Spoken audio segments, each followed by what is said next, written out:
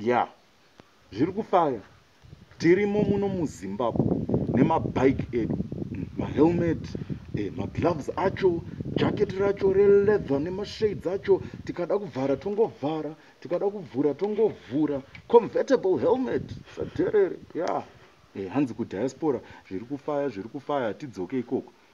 Tiri kunakidzwa kuno kuEngland kupiko muchinyeba nai demanga muchinakirwa ka demusina kuhaya 6 half dozen yemaartists kuti iuye kuperformere ikoko musa 25 26 27 July.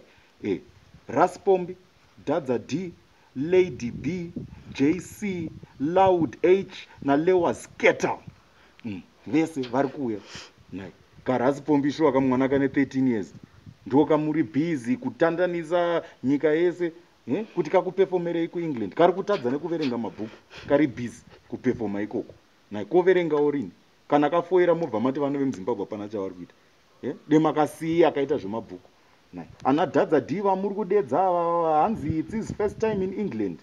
Aya momuchengeta please naika munyika maasingaziye anoerasiko ere kana akuBuckingham Palace uko akubata queen muri right here unosungwa iwe.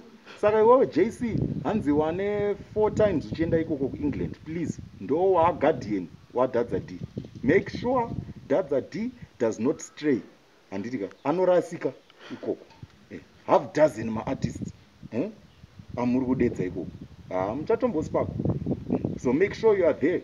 Tingaita sei takutokuprovide ine entertainment 25 26 27 July. Yendai munoona ndati Dhadza D, Ras Pompy, JC, Loud H, Lewaz Skattaw na Lady C. Lady B. Mwenda munovaona. Bringing Zimdancehall to the world. Pop right. Chimira ndimoti bike rangu ndoti pa graph. Ndakubata. Apo.